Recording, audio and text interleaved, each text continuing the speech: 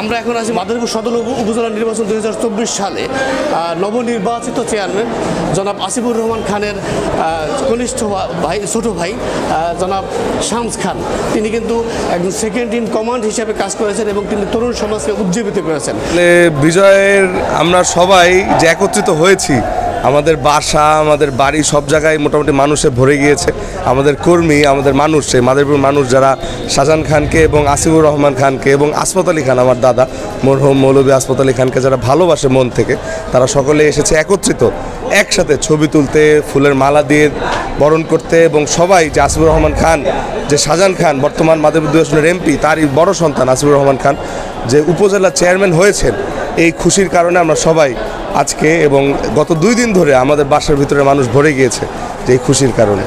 আপনি গত 2-3 মাস একটানা পরিশ্রম করেছেন, মানুষের দ্বারে দ্বারে গিয়েছেন, সাধারণ মানুষের কাছে গিয়েছেন, তো আপনার অভিজ্ঞতাটা যদি শেয়ার করতেন কেমন লাগছে? আপনার বাবা, আপনার পিতাও কিন্তু মানুষের কাছে, মানুষের ঘরে ঘরে গিয়েছে। যদি আমি একটা উদাহরণ দিয়ে বলি যে শিরখেরার এমন কোনো ঘর নাই, বলা হয় এরকম একটা কথা প্রচলিত আছে, শিরখেরার এমন কোনো জায়গা নাই সে না গিয়েছে, এমন কোনো ঘর নেই সে না খেয়েছে। তো আপনিও এরকমভাবে দাঁড়ে দাঁড়িয়ে গিয়েছেন, কীরকম লাগছে, কীরকম অভিজ্ঞতা? আসলে ছোটোবেলা থেকেই আমি আমার বাবাকে, মানে বাবার যে আদর, আমার বয়স যখন খুব কম ছিল, আমি আমার বাবার আদরটা খুব কম পেয়েছি, বাবার সময়ও খুব কম পেয়েছি বলতে গেলে। কিন্তু আমি আমার মায়ের আদর, মায়ের ভালোবাসা সবসময় পেয়েছি। তো আমি ছোটোবেলা থেকে সবসময় রাগ হয়ে যেতাম আমার বাবার উপরে, যে বাবার সময় দেয় কম।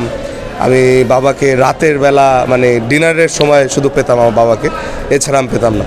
তো সেই সময় যখন আমি বড় হয়ে মাদারীপুর আসা শুরু করি, সেই সময় থেকে আমি আমার মানে বুঝতে পারি যে আসলে আমার বাবার শুধু শিরখারা নয়, মোটামুটি সারা মাদারীপুরেই বাবার ইতিহাস আছে যে বাবা সবসময় মানুষের সেবা করেন, মানুষদের পাশে থাকেন, ভালো খারাপ সব সময় বাবা মানুষদের পাশে থাকার চেষ্টা করেন। তো আমিও এই জাতীয় নির্বাচন এবং মাদারীপুর সদর উপজেলা, এই 2টি নির্বাচনে গত 4 থেকে 5 মাস যে সময় দিয়েছি, এই সময়টা আমি আল্লাহর কাছে লাখ লাখ শুকরিয়া।